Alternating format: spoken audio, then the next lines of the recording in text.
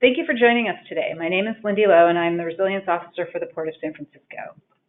Today's presentation will cover the city and port resilience efforts with a focus on the Army Corps flood study. There are materials for you to download available in the dialog box in the handout section, including this presentation. Please type your questions at any point in the dialog box under section questions. I will respond to them at the end of the presentation. First, what is the Port's Resilience Program? The primary focus of the Port's Resilience Program is to reduce seismic and flood risk to ensure a resilient and thriving port. While we recognize that there are a number of issues confronting the city and the port feels as though the flood and seismic risk are the most significant risks, and those are the ones that the Resilience Program is focused on, while we're working with the other city departments on other issues such as heat and smoke, and other kinds of emergency preparedness and response issues. The Port is focusing on these two hazards that present the greatest challenge to the waterfront, the earthquake risk and the current and future flood risk. There is a 72% likelihood of a major earthquake by 2043, and were this to happen, there would be significant damage to the Embarcadero seawall with risks to life safety, emergency response, citywide and regional transportation and utilities, and the port. Current and future flood risk also presents a significant challenge for the waterfront. Some areas along the waterfront already experience flooding, and there are closures of lanes of the Embarcadero roadway due to this flooding. An extreme flood event could result in flooding the Muni Portal and BART facilities. By the end of the century, realization of some sea level rise projections would result in extreme flooding with much of downtown and adjacent communities underwater.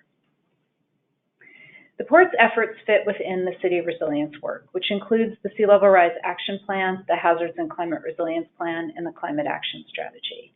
This map depicts the city's current multi-asset resilience efforts, as well as more focused studies such as the Embarcadero Seawall Program, the Army Corps Flood Study, and the ISLAIS Creek Adaptation Study. Since the development of the Embarcadero Seawall Program in 2017, the Port has expanded efforts to build resilience. The Port now has a resilience program. The geographic area has grown from 3 miles to the Port's entire 7.5 miles, and now includes a broader range of projects and funding, including the Army Corps Flood Study and efforts led by the Port to reduce risk to the historic piers and build project-scale resilience. Here is some more detail on the Port's Resilience Program, with a variety of efforts that we are leading, including some port-wide efforts, such as flood-proofing the piers and project-level adaptation, and then some of our more significant efforts in each of the 3 geographic areas, the Embarcadero segment, the Mission Bay segment, and the ISLAIS Creek Bayview segment. The Port has developed an adaptive framework to organize the work, strengthen the current waterfront to reduce risks to life safety and emergency response along the Embarcadero seawall, adapt the waterfront over time with an ADAPT plan that is updated every 5 years and can respond to changing priorities and projections, and envision a waterfront that can respond to higher water levels and be resilient to 2100 and beyond. One important aspect of the work is to address the different scales of resilience. This includes having the right policies, guidance, and priorities at the citywide scale. The next scale to consider is the hazard impact scale, to identify the risks, consequences, priorities, and projects to address those risks at this scale. Projects such as the Army Corps Flood Study and the Embarcadero Seawall Program are at that hazard scale. The system scale, for example, the transportation system, is the next critical scale to consider, to identify the critical components and assets for the system to function. This is a picture of such a critical asset, the 3rd Street Bridge. Even temporary impacts to this bridge would create widespread economic and community consequences for the entire city, affecting the transportation system, as well as communities and the economy. Other port efforts are also providing guidance on resilience. One such effort is the update to the Waterfront Plan. The update includes 9 goals, with one focused on resilience, and a framework for improving the historic piers. Rather than a significant re-envisioning of the waterfront plan supports the enhancement and preservation of existing assets and uses. The update is projected to be adopted at the end of 2020. Another important effort is the historic PIER rehabilitation program, which is intended to build the resilience of the Embarcadero Historic District by rehabilitating the remaining piers. There are two major projects in the study area: the Embarcadero Seawall program, which has a first priority of reducing risks to life safety and emergency response, focuses on seismic risk, and will address as much flooding as possible. The program is projected to cost approximately $5 billion and be implemented over 30 years. The second effort, which is part of the Seawall program in the Embarcadero segment, is the Army Corps Port Flood Resilience Study. The highlights of the study include federal funding and expertise to study flood risk, a study area that spans from Aquatic Park to Heron's Head Park, a study cost likely over $10 million. The study will assess the risks from current and future flooding, identify a broad range of alternatives, and result in a preferred alternative that is advanced to Congress for funding. The funding for the flood study is split 50-50 between the Army Corps of Engineers and the Port of San Francisco, while design and construction is split 65% federal costs and 35% local costs. The study will be advanced to the federal government for consideration, and a request for funding of a project will occur later, sometime after 2022. Some of the broad outcomes of the flood study include a better understanding of the hazards, an opportunity to identify what is important to the community and what will happen if there is damage and disruption to critical assets and services, engagement with stakeholders to shape the alternatives, selection of a preferred alternative to reduce flooding, and federal expertise and hopefully funding for that preferred alternative. Here is a timeline for the program that includes the major projects. As you can see, we are still in the scoping, assessing, and planning phase for the program. Project alternatives and selection will not begin until late 2020, early 2021 for the Seawall program, and sometime after 2022 for the Army Corps Flood Study. What does the work that we are currently doing in the flood study look like? This graphic depicts the resilience program with the adaptive planning framework called out in the blue boxes. The steps include scoping, vulnerability assessment, alternatives and actions development, the port resilience framework with strengthen, adapt, and envision elements, providing 3 places to sort alternatives and actions based on the urgency and consequences of the risk, and implementing projects and other actions and monitoring. Currently, we are moving from the scoping and vulnerability steps into the development of the range of alternatives and actions that we might consider. A critical component of the current work is the assessment of the hazards and the consequences of those hazards to people, places, and things that we care about.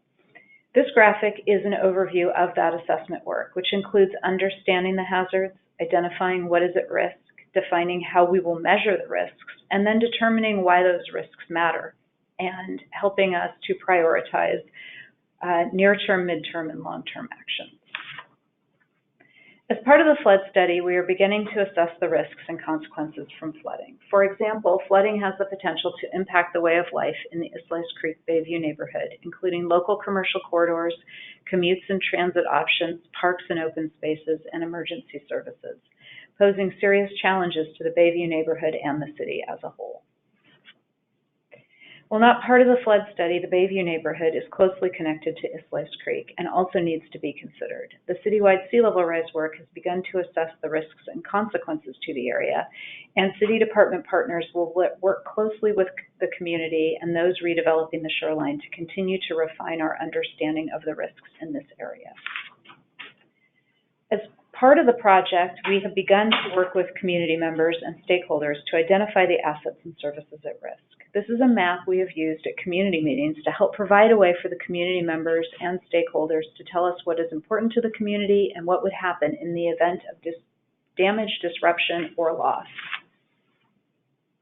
Ultimately, we need to understand what the impacts are going to be in the community's businesses,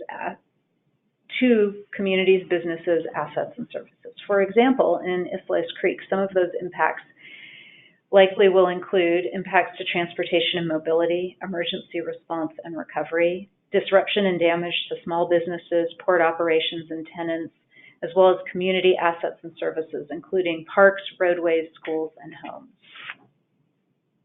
We are also in the process of identifying the benefits of the flood study. For the ISLAIS Creek area, some early benefits include identification of resilience alternatives for ISLAIS Creek, federal, state, and local investment in flood protection, and future projects with job creation opportunities. Here is a similar example of the mapping exercise for the Mission Creek area. And while there are similar impacts as those found in ISLAIS Creek, Mission Creek also has significant residential and healthcare assets, as well as two major visitor-serving facilities, Oracle Park and Chase Center, which we need to consider when assessing the risks in this area. In addition to community engagement, we are also looking at past studies and projects to better understand the project area. Some of the efforts we are reviewing to better understand the area include the San Francisco Sea Level Rise Action Plan, the Mission Creek Sea Level Rise Adaptation Study, and the Resilient by Design ISLAIS Creek Project. If you know of other studies and projects that would be helpful for us in evaluating and better understanding the project area, please reach out and let us know. An important consideration from all of this work is not only how are we going to engage and hear from the community, but also how will this work provide job and contracting opportunities and build an approach to these opportunities that ensures local businesses and communities benefit. The way we get to a project is through engagement with communities, businesses, and other stakeholders. In order to do that, we will be holding a 5-meeting series, starting with introducing the effort and hearing from the community what their priorities and objectives are for their community. Meeting number 2, developing goals for the effort based on what we've heard at meeting number 1. Meeting number 3 will be beginning to envision broad alternatives that respond to the goals while reducing the risk. Meeting number 4 will be evaluating the alternatives that we develop in meeting number 3 to ensure that they are responsive to community input and objectives.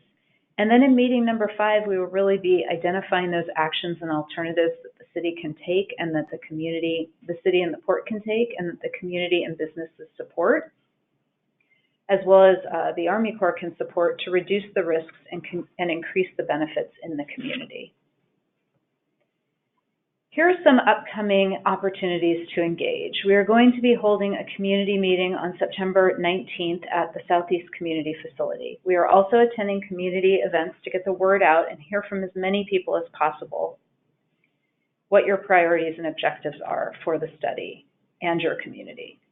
If you would like us to join you at your community group or event, or if you have any questions, please reach out to us. We are available to make short presentations, hold engagement exercises, or more in-depth discussions about the resilience efforts and the flood study with your groups and neighborhoods. Thank you for joining today, and we are available to respond to any questions you may have, so please reach out to me and others on the team. Thank you again for your time.